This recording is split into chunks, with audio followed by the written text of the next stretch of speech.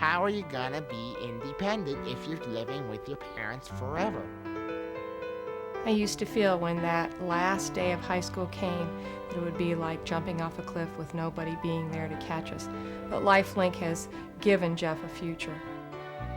I don't think that I could live on my own before, but now I think I could be able to live on my own with roommates.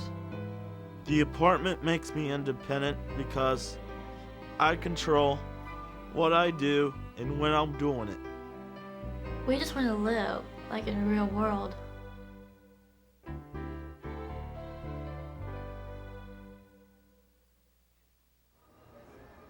This is the LifeLink apartment. The group of mentally challenged high school students who stay here know that this apartment is their link to an independent life. Up to 3 students at a time live here on a rotating basis for different lengths throughout the year, and not just the school year, but the whole year round. The only other people who live here are the transition coaches who help the students manage the everyday tasks of living. In a classroom or community-based education, you tend to teach isolated, structured lessons. Frequently, lessons are limited in time because of the length of the class periods or the confines of a school day. Whereas at LifeLink, the students learn life skills on a continuing basis. They don't have the problem of time and the day ending. They learn to structure their own time, and they learn to also set their own priorities, which is a very important skill in life. The apartment is not a group home, but a living classroom. Like students who go to chemistry lab to learn chemistry, or to a computer lab to compute, these students go to LifeLink, their transition lab, to learn life skills. Probably, for me, the most crucial part of LifeLink that makes it such a success are the overnight stays. They are really the heart and the soul of the program. Because of the overnight stays, we allow students and families to address their fears that are related to separation and independence. Frequently, those fears are the biggest inhibitor to becoming independent. And the strength of the program is that together they determine the length of the student's stay at the apartment. There's not an outside person saying you must stay this long. Rather, it is the family and the students themselves saying this is the pace that we would like to go with, that we feel comfortable with. And because the separation is slow and gradual and it's done over time at their pace, these overnight stays make the program extremely successful. Hola, adios. So I'll see you after school, all right? So you help and do all the things you need to do, okay? Just really hit me that the reality of that means that him being there is he's not going to be here, and all the things that I think I know intuitively how to take care of him, they'll be doing that. And that was a little frightening, because I thought, are they going to know everything? All right. You have a good time, all right, honey? See you tomorrow. Say, Have okay. fun, guys. We'll see you later, Mrs. Campbell, and yeah. See you tomorrow. Bye. And you have our phone number and all that, right? Yeah. Okay. And Thanks. I already know mine in my memory bank. My old memory bank. See you tomorrow, honey. One of my biggest concerns is that for 22 years there's been a lot of caretaking. And it's very easy for a mother, I think especially a mother of a child with special needs, to be more involved in that caretaking than sometimes is healthy. You know, I guess I'd always thought, well, he'll live here with us. Always. I think he's much happier when he's got more sense of independence. The transition that these students make from living at home to living in their own apartment is a gradual one. Each student sets her or his own pace. I was real eager at the start, but then when we got closer and closer to stay, I was real nervous.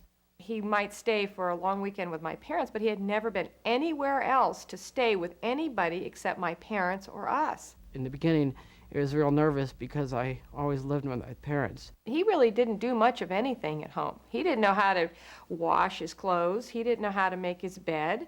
He didn't know how to cook. He didn't know how to make his formula, this special mainstay of his life. He has to be able to make that formula. Over the weekend, I cooked pasta and soup, which I didn't do before. over a hot stove because I was afraid of the hot stove before. But now, since I'm not afraid of the hot stove, I can cook over the hot stove. The students designed the LifeLink apartment program themselves. They're part of a growing movement of individuals with disabilities who advocate on their own behalf. Judith Heumann, Assistant Secretary for the Office of Special Education and Rehabilitative Services in the U.S. Department of Education, says LifeLink empowers these students. These types of programs, like LifeLink, they're empowerment programs. They're not only teaching disabled students skills, but they're teaching disabled students the ability to have respect for themselves and to see themselves as meaningful members of their communities. The students got the help and support of their teachers, parents, school board, local social service agencies, and the state of Pennsylvania. Well, my initial reaction was excitement. And I did go immediately to my colleagues and suggest that if we didn't find some way to support this project, we would be missing great opportunity. Rich Brown is the special education advisor for the Pennsylvania Department of Education.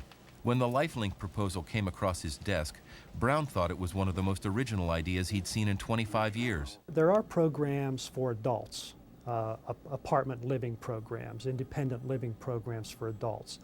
But I was not aware at that time, and I'm not aware right now, of any programs that were planned and executed by students who are still in school, by young adults who are still in high school.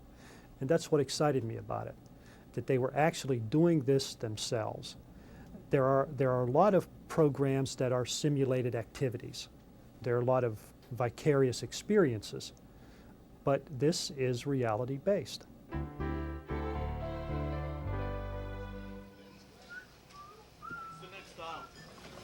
Matt's turn to do it because I did it last time with Janelle. Press. Where's that pointing to? Right here. Okay, good. I think we got pretty many groceries in there. What do you think will cover that? Try 60?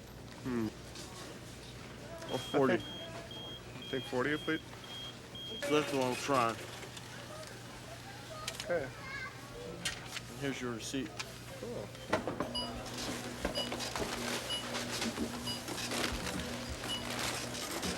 $41.96. Uh-oh. Guess what? We bought more than we had. Want me to go withdraw more? Yeah. That was my fault. Matt, you were right in the first place. With that 60. Yeah. I'm like, can't you go let me get more money out of the Mac machine? So I'm like, see, I told you we had to get $60 out of there. And so, I mean, I ran into the Mac machine like crazy, knowing what I was doing. So I withdrew $10 more out of there. Super. I even remembered the number. Yeah. This kind of real-life experience isn't something that can be duplicated in the classroom. Now, in the past, the teacher may have sat down with the students the day before and planned the meal, and they would walk out and they would go shopping, they'd gather what they needed, they'd come back, they'd make it, and that was a great activity. Suddenly, though, now we're faced with students who go shopping. They're responsible for getting their own money. In one case, students didn't have enough money and they had to make a decision. Do we get rid of something? Do we go get more money? And so what the students are beginning to be able to participate in is kind of a reactionary type of educational experience in which they don't always know what's going to happen next. The teachers don't always know what's going to happen next. The classroom has its limitations. It's not the real world. It's not spontaneous. In the apartment, you're learning skills because the need is there. You need to do your laundry because no one else is going to do it. You need to cook or you won't eat. You need to pay your bills or you won't have electricity. LifeLink is the real world, but a classroom is just a simulation of life. You can help me. Pull that off. Pull it off. Just give it a yank. Keep going. Keep going. Almost there. Oh. Andy, I can't tell anymore. What does the bottom sheet have? We went through this in your room and you knew. I don't know. I lost it. Do you know what the bottom sheet has on it? She had bottom sheet. Do you know Do you how know? it's different? Do you know? Matt, can you tell us me again? I know it. Can What you is tell it, me Matt? again? Well, see, this sheet has a crease like this on it. Yeah, and this the other one- sheet doesn't. This one does. And that's how you tell that this one will go on first, because it's got this crease on it. Yeah, this and they one tell you doesn't. that it connects to the cushion of the bed. Yeah, and not the other one. Yeah. For these young people, this makes the difference between an existence and a life. These young people are learning how to have a sense of independence, how to take care of things for themselves, how to take care of the daily living skills. So it's a difference between hanging around the house and doing nothing and depending on mom and dad or whomever, or caregivers, and actually being able to feel that you're self-sufficient. Donna Queenie is a member of the local school board which funded and supports the LifeLink project.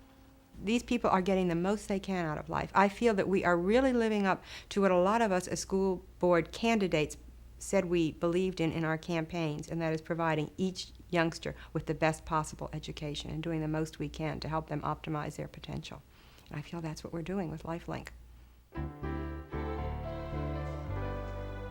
Another key to the success of the LifeLink apartment project is the early involvement and ongoing support of the students' parents and guardians. The one thing parents really have to think about is how are you going to break the cycle of a student who has some problems, big or small. How are you going to break the cycle where they're thinking and you're thinking of them just living in the home because you can't envision them outside the home. And you can do that while they're in school with a program like this where it's kind of a safe structure to do that. LifeLink is really, truly a team effort. We have regular meetings with the students, the parents and guardians, the teachers, the transition coaches, and we work together to do things like establish goals, solve problems, set the course and growth of the program. So everyone together is deciding where we are going. And the meetings are very often fun, they're very poignant, emotional. They're just great, and I think they're helpful to everybody. And there's also, I think, a tremendous strength and support for everyone when you have a shared vision. Okay, now go through the categories. These are hysterical. So go to individual apartment of same sex. Go to individual apartment of opposite sex. That's a big X right there. In red. Go for a walk with same sex. Go for a walk with opposite sex. You know, you've got some attractive kids here. What if somebody comes along and says, you know, can Kristen... You see... Just put a big X on never. I'll tone it down. Do you think it says opposite? Do you see why this process needs to start in high school? It's everybody getting used to the idea of people being independent. Everybody, including parents.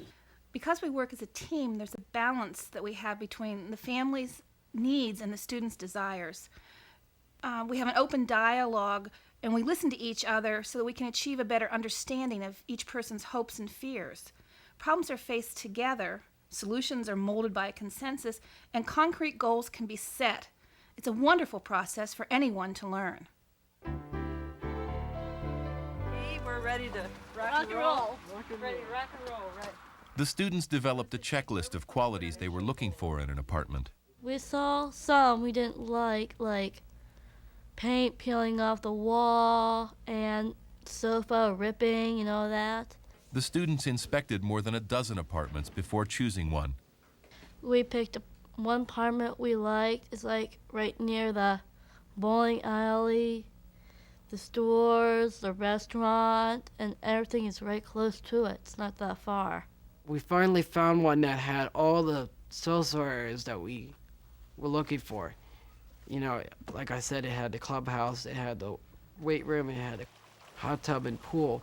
And that was the kind of thing that we were looking for, because the other ones really didn't have the social area that we were looking for to meet new friends. Before moving in, the students hired transition coaches to live with them in the apartment on a full-time basis. The students had never interviewed or hired anyone before, so they joined forces with the ARC, a local service agency. I believe one of the most important things that we can provide to LifeLink is just experience that we have in a variety of different kinds of living situations, so that we can provide them with the knowledge and sometimes legal advice that needs to be followed in situations like this. We couldn't really do this on our own because we didn't know how to interview real well. And we needed some guidance to learn how to interview people properly. When each person came into the office to be interviewed, we took their picture so that we could remember days later who said what and who each person was. We met in the classroom then and really went over each person very carefully again before we made a final decision and a final offer to the candidate. The ARC is a service agency which is used by many of our students throughout their adult lives. Because of the ARC's involvement with LifeLink, they know our students' personalities and needs before they're asked to provide services. This makes for a much smoother transition from high school to adult life. The transition coaches live in the apartment with the students. They help them with everything from developing better social skills to personal hygiene, paying bills, cleaning, and cooking. The coaches closely track each student's progress. The key here is that they have individual attention and they're doing it in a real life situation. In a classroom setting, the teachers will just show an entire group what to do, but there's really no way of charting which students get it and which ones don't. But here in the apartment, we can gauge what areas are the areas of difficulty and what we need to work on for next time. From our experience so far at LifeLink, we've learned that we need to start students earlier in the program. So this year, we started 6th graders using the apartment during the day. Because that's been so successful, we will probably be starting students even younger. I imagine that LifeLink will look much, much different in the years to come because the students coming up will have learned different skills sooner and have more confidence in approaching the various tasks. That's why I see LifeLink as continuing to be successful, because the students direct the program, and as they change, so does LifeLink. What we found is that because the apartment is available on a 365-day-a-year basis, 24 hours a day, that we certainly could take better advantage of that by allowing other students to participate in activities. A class of multi-handicapped students uses the apartment during the day. Their teacher, Jenny Lee, explains why the program works. When I go to school, there's a completely strange environment that's structured for me. And when I go to school and it's an apartment, it feels very much like home. And that feels good. One of the multi-handicapped students, 16-year-old Joe, took his first bath ever at the apartment. He smelled wonderful, he looked wonderful, and he knew it. He really knew it. He knew that he had done what he needed to do. And we called his mother and said, you know, Joe's just had his first bath. And she just couldn't believe it. She was very gratified. She said, how did you do it? We were able to bring her to the apartment and say, this is how you do it. And it's going to take small steps, but this is how you bathe Joe. And Joe can be capable of bathing himself, something that she never thought he would ever do. And so it was a real good moment. As in real life, the students have decided to move. After 2 years in the same apartment complex, they've opted for a brand new living space still under construction.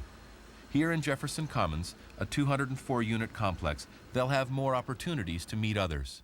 One of the problems they see is one of the worst problems they face is loneliness and isolation. If you don't introduce yourself, those friends will not be friends. That's the bottom line. The students picked their new apartment partly because of the company's plan to hold monthly functions for the residents and host several events a year. This will give the students more opportunities to socialize and integrate with their neighbors. You know, we want them to feel that they are just as important as anybody else that's coming in here to lease. And so we try, to accommodate everybody's needs. And I mean, there were certain things that they, had requested, as far as conditions of living at this community. And one was all the resident functions that we're going to have. And I mean, we're looking forward, to having their input as to what type of monthly functions, that we want to have here at the community, so that they feel that they're a part of this community and that they're not, considered as somebody, a class of, students that are separated, from the rest. While state and federal laws protect the right of people with disabilities to secure housing, a company like JPI, builders of Jefferson Commons, goes the extra mile. JPI is a strong believer in corporate philanthropy and donated $6,500 to the LifeLink endowment. We're looking forward to having a long-term relationship, with the LifeLink, and, hopes that we can, provide the needs for these students like we would, for any other of the students that are going to be residing with us. Kevin Wright is a graduate of the LifeLink program and now lives in his own apartment with 2 roommates. Before I knew about the program LifeLink, I never thought I'd live on my own. Like get away from my parents for a while to give them a break. It helped me out a lot. I mean, it helped me get on my own. Like to help me cook, do my laundry, but I never thought I'd live on my own. Never thought it'd happen. The ultimate goal of LifeLink is for students to reach their highest level of independence. It doesn't matter whether they choose to live with a friend, at home, in an apartment setting, wherever they choose to live, that they are as independent as they can be, and that those with them can also have their own independent life. It was a very impressive program to me because I really did believe from what I saw that the students were very much directing the model of the program. And I think that will empower them to be successful adults. One of the really great benefits of the program is that at an earlier age, we face the students' transition to adult life in realistic terms. We know from real-life experiences and things that happen at LifeLink what skills need to be acquired, and then we can teach them. LifeLink has truly allowed us to individualize the student's transition plan. As the students' skills improve and their self-esteem flourishes and everyone's expectations rise, we all feel just great. We feel good about the program and good about ourselves. I think it's a wonderful bargain.